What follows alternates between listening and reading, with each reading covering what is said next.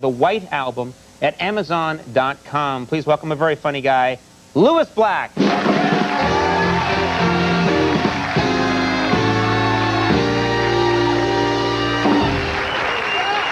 You know, this country is absolutely insane. And it's not just the fact that we can't elect a new president. I'm talking about the Weather Channel. What is that about?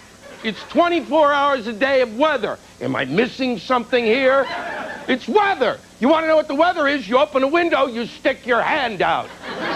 Your local weather person who's looking out a window can't tell you anything about the weather. We don't even know where these people are. They could be in a bunker in Costa Rica. We don't know. They're printing money down there. They tell us what the dew point is. I live in New York City. Concrete doesn't have a dew point. The reason you actually would watch the Weather Channel is when you left the weather area, as I did in April, New York, to fly to another one, Detroit. It's nice to know what the weather is so you know how to pack. They told me it was going to be 68 and sunny. It was snowing. That's not even close. You're not even in the ballpark. Why do we have weather people? What we should have are chimpanzees dressed up. And we give them darts. And they throw it at the dartboard. And it's 8 and 7 is 15 and 20 is 35 and 18 is 53. The chimp says it'll be 53. And then you'll go outside and it'll be 92, but you can go, well, what are you going to do? The weatherman's a chimp.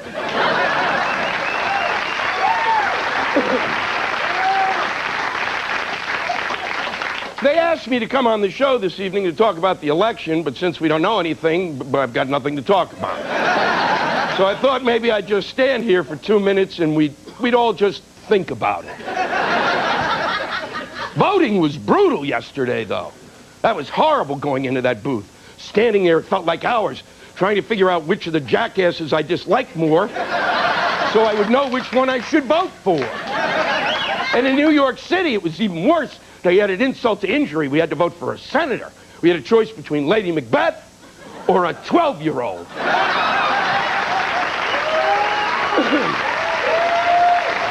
Can somebody explain to me how Rick Lazio became a congressman? How is that possible?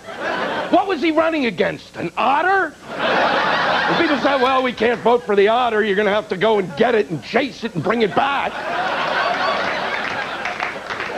I left that voting booth. I felt so badly about myself. I felt like I feel when I've touched myself too much. The only good thing about voting is that the days that follow, no matter how bad a day is, you can think, well, at least I don't have to vote today. I guess I could have voted for Nader, but why? What kind of a candidate was that? What would you vote for him for? So you could have better warranties on your household appliances? And now the fate of the country is in the hands of Florida. Hello! These people live in an area where the humidity is over 100%.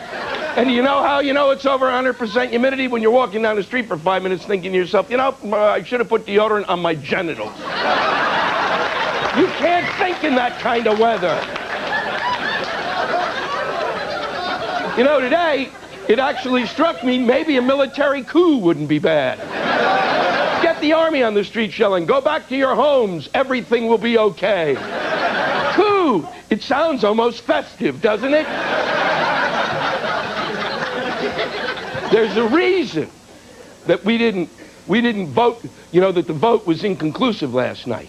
And the reason is we're telling ourselves something. We don't want either of them.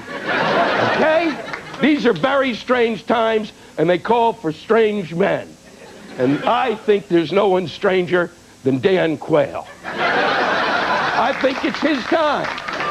He's a funny guy, and we need a good laugh at this point. And Dan's the man. Here's a man who went to American Samoa, to an island called Pango Pango, and he, of course, called it Pogo Pogo.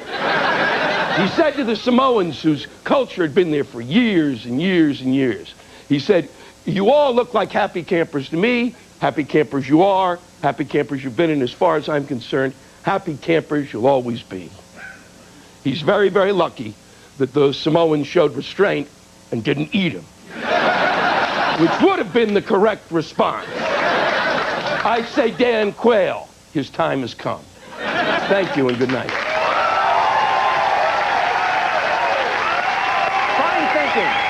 Great job. Louis Black, everybody. We'll take a break. We'll be right back.